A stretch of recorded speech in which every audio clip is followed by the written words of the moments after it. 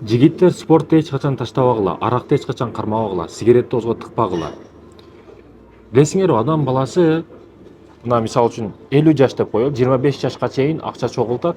25тен кийин, 30дан кийин ошо чогулткан акчасын, байлыгын, ден соолугун табуу үчүн кайра сарпташты баштайт. Дары-дармек, аптеканы экинчи үй кылып алат да.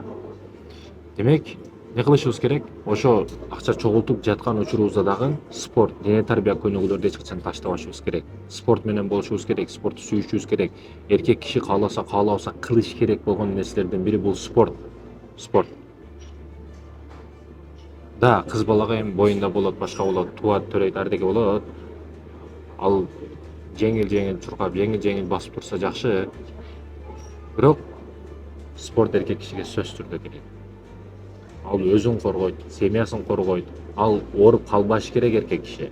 Аял киши ооруй берсин канча оорса, бирок эркек киши эсен оорубаш керек. Буга акысы дагы жок. Себеби бир ай ооруп төшөккө жатып калсаңыз, не деген ишиңиз аркага кетет? Семьяңыз ача калат. Багуучу сиз болсоңуз, ата энеңиз дагы ача калат. Демек, сиз оорубашыңыз керек. Ошондуктан черезден 1 сааттан убакыт бөлүп кой спортко. 1 саат 45 мүнөт чуркап кой, жок дегенде. Демек, спортко басым жасайлы жигиттер. Максатыбызды билишибиз керек да, бул дүйнөгө бекер келип калган жокпуз. Бул дене тууралуу суралабыз сөзсүз түрдө. Ол сигаретти мисалга алып көрөлү. Арам экен, адал экен, башка деген темада көп талашышат да адамдар. Туалетке кирип тамак жейсизби, жокпу? Мисалы, эң жаман тамактарды бири роллтон. Роллтон жейсизби, жок туалетте? Жок. Бирок сигаретти коркпой чегип отурасыз го. Эң ыплас, эң арам нерсе экендигине дагы не мисал керек сизге?